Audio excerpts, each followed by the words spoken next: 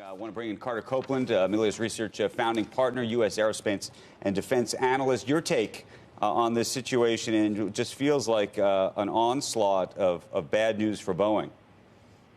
Yeah, look, Andrew, I think there will be this knee-jerk reaction to, attempt to connect this accident to, the ongoing Max Saga. But, these are two very different things, and I think the circumstances that surround the particular, crash over the overnight are somewhat fishy. There's going to be a lot of questions around the timeline. When exactly did this happen?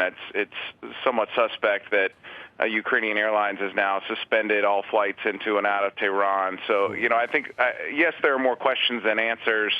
We're not likely to see them answered quickly. I mean, I doubt that the black box data is going to get shared in a way that's expeditious.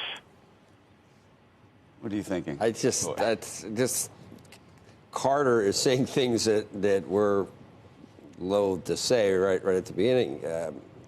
Immediately pointing to Ukraine suspending no more flights to Tehran. Has nothing to do with Boeing. And I mean, we don't have great sources on the black box yet, do we? Carter, you're assuming that they're not going to release that because it's going to show that something happened that's different than what they're saying? The reports, I think, saying that they won't release it to the Americans doesn't mean they necessarily won't release it. Do you know anything beyond that, Carter, or do you think No. Well, I mean, I don't think anybody knows anything at this point. I mean, initial reports about mechanical failure, I mean, it's tough to reach that conclusion that quickly. So even those reports, I think you have to discount.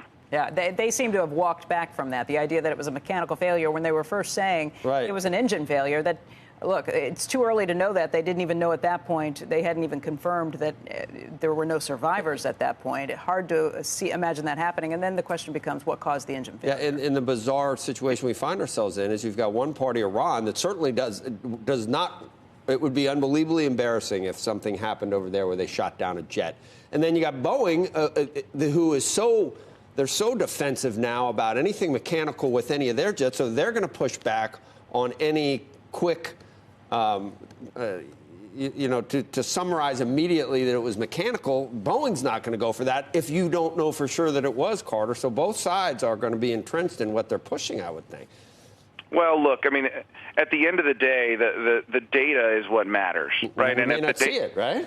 And if the data doesn't come out, then, this isn't something that gets resolved. But if you look at the publicly available, flight radar data, this aircraft was having no apparent trouble in its climb.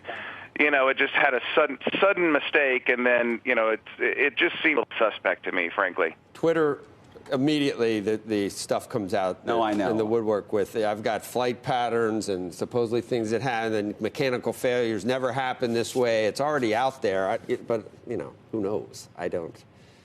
Carter might know. Have you've seen some of the stuff that's out, Carter? Of course. I mean, look, there's a lot of speculation, and that's always the case in these accidents. But and that's all that it is. And that's all that it is. Yeah, speculation. Right.